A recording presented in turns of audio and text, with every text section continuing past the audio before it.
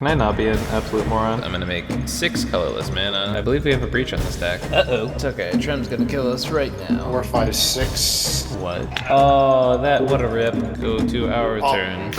Is this deck? Hello everybody, welcome back to ComedIan MTG. My name is Ian. Today we have a very exciting game.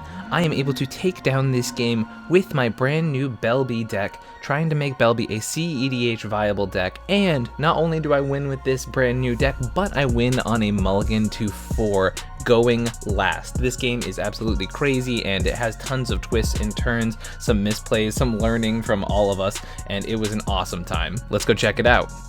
Let's check out this spicy pod. In first is Doc24, or as he's written here, Mr. Hull Agents are tier 1. He's playing Godo. In second is Travelin, and he's playing Kali of the Vast. You may recognize this list as one of the lists covered when we did the top 4 of the Oktoberfest. If you want a refresher on how this deck works, check the link up above. In third place is Tremolos, and he's playing Rograk Thrasios.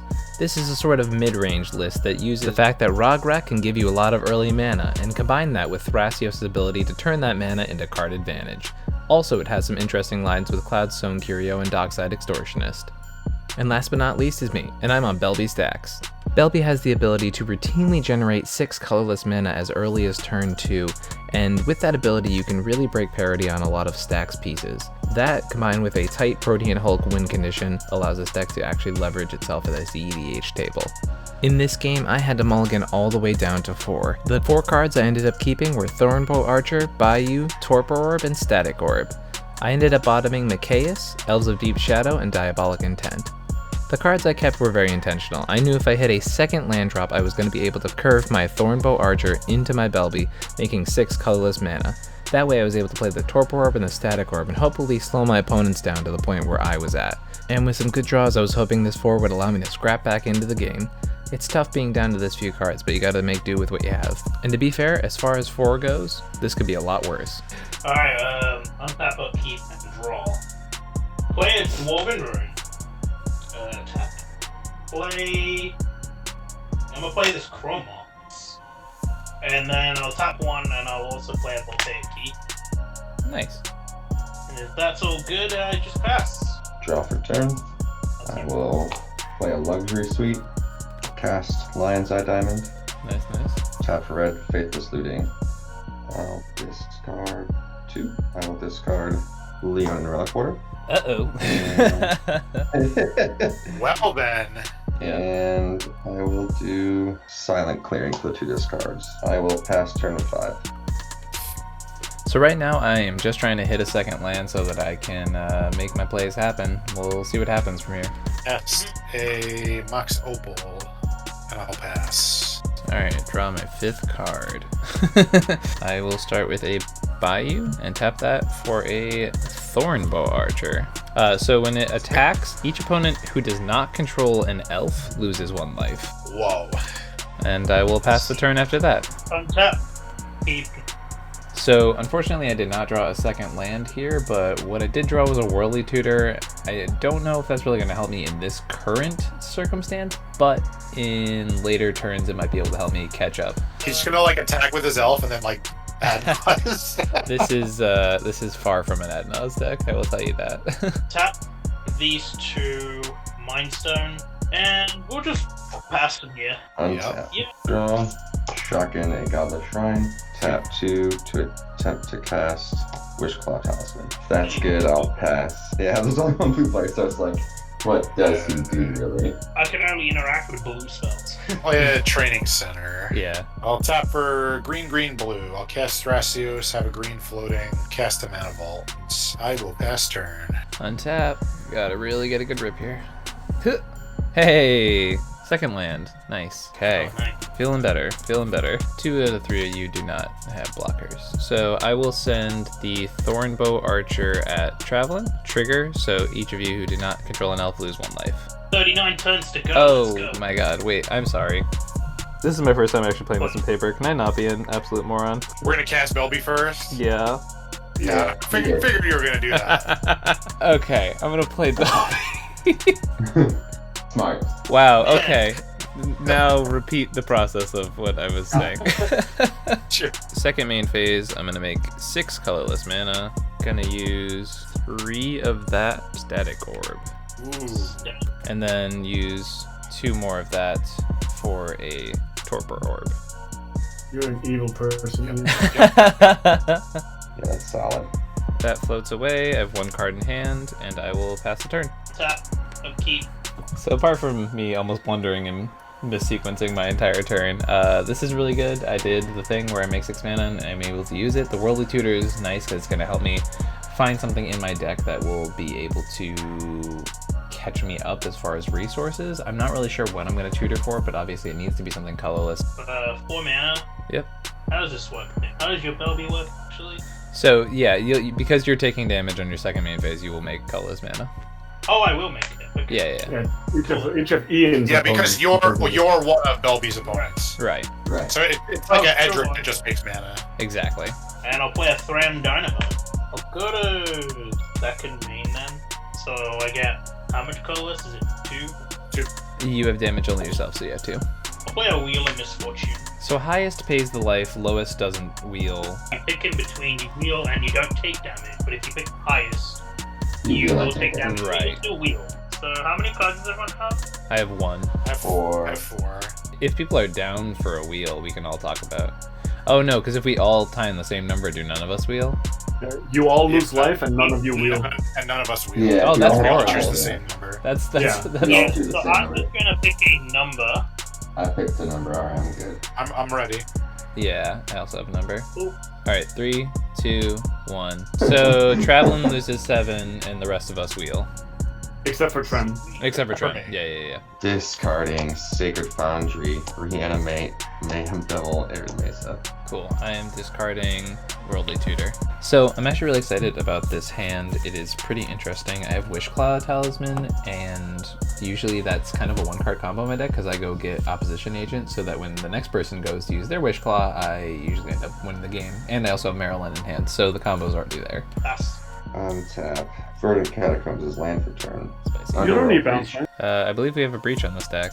Interrupting the game halfway here, just remind you to like and subscribe. It helps out the channel a ton. And if you're feeling super generous, please check us out on patreon.com/ComedIanMTG.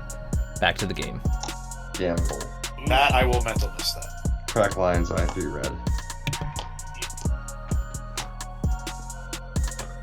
With that 3 red, I'm going to cast Predominant Blast targeting mental list that. Guess Gamble's pointless now, huh? Now it's just a Doom. Wear and Tear. I don't really know the fastest way to win through Torpor Orb, so I'm just gonna remove Torpor Orb and know my fastest route. Yeah, I mean that's fair enough. I have 2 red floating. You're right. Wear and Tear for the 2 red, targeting Torpor. Go to unlocked. Cast Yeah, I Lion's Eye Diamond. Question is, do I have enough to get to where I need to and still keep the cards in hand or in graveyard? Crack for 3 red. Oh, Yeah, I guess so. silly. Wishclaw Talisman. Looking at it, looking like, what can I do? 1 of the red to Wishclaw.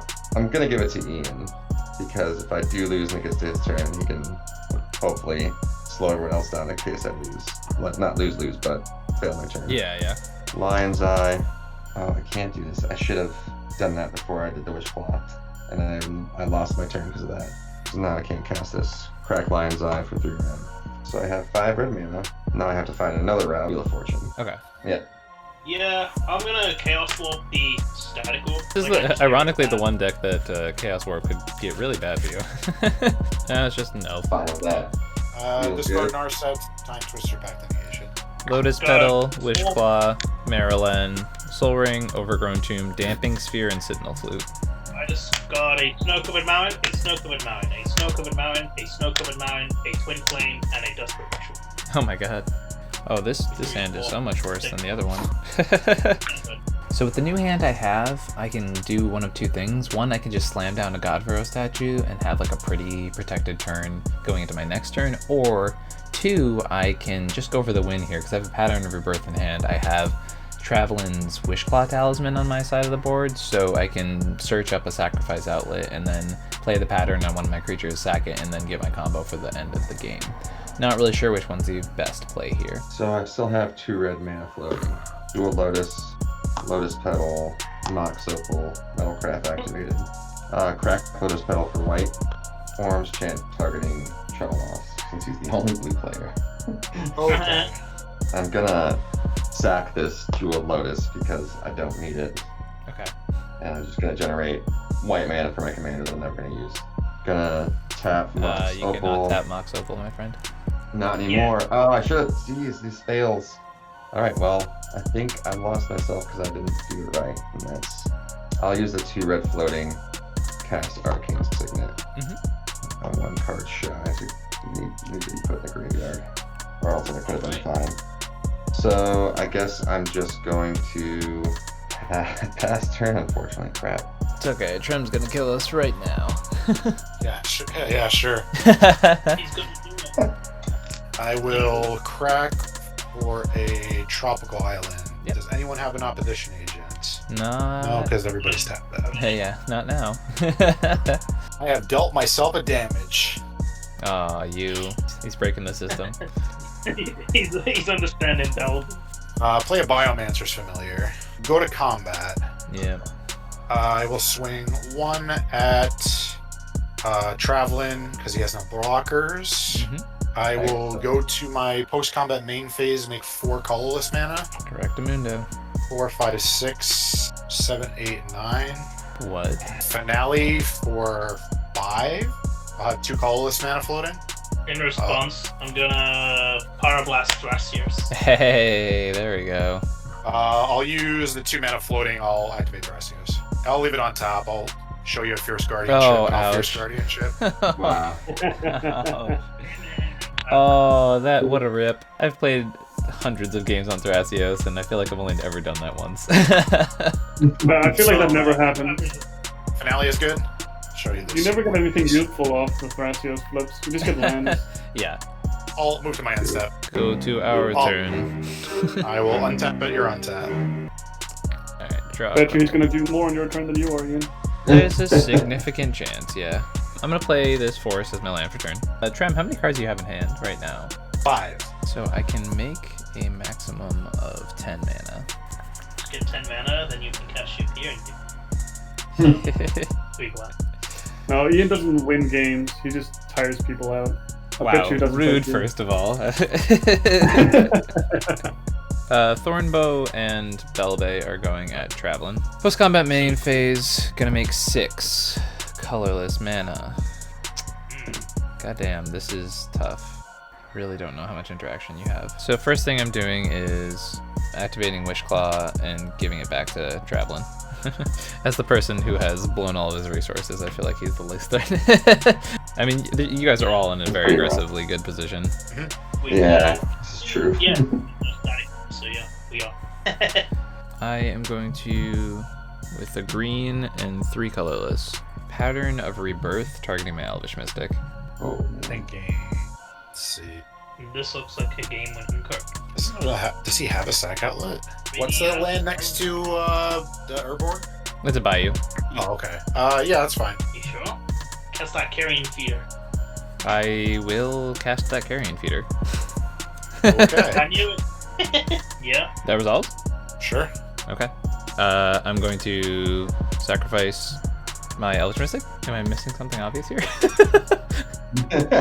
I have no idea, man. Like, what are you doing? The creature I'm getting is Protean Hulk. I'm then gonna sack Protean Hulk. Is that good? Yeah. My first pile is gonna be Phyrexian Revoker and Body Snatcher. What is this deck? Oh, So Phyrexian Revoker is gonna come in and name Thrasios. I can't respond to that, right? Nope. Body Snatcher has an ETB ability, so whenever it comes into play, I can choose and discard a creature card from my hand if I don't remove from the game. But with that on the stack, I'm going to sacrifice it to Carrion Feeder. yes. So you'll get these LTV. Yes, exactly. And what that says, I can remove it from the game and return a target creature in my graveyard to play. So I'm going to put Protean Hulk back in. I'm going to sack Protean Hulk again. This time, I'm going to get for 0 a Walking Ballista and The Mechanics. Machias. Yeah. So because of Machias, it's a 1/1 and it has Undying. So then I sack it to the feeder, comes back with a 1/1 counter. Starting with Trem, I'll ping everybody for 1 infinitely. Good game? Yep. Yep. Sweet. So I know a lot of people are probably going to have questions about that ending, why Pattern of Rebirth was able to resolve without any interaction coming from Tremolos. So I talked to him after the game, and originally he thought, like you can hear in some of the recording, that pattern resolving wasn't going to be a big deal because I didn't have a sack outlet on the board, and he wasn't sure that just getting 1 creature would allow me to instantly assemble a win.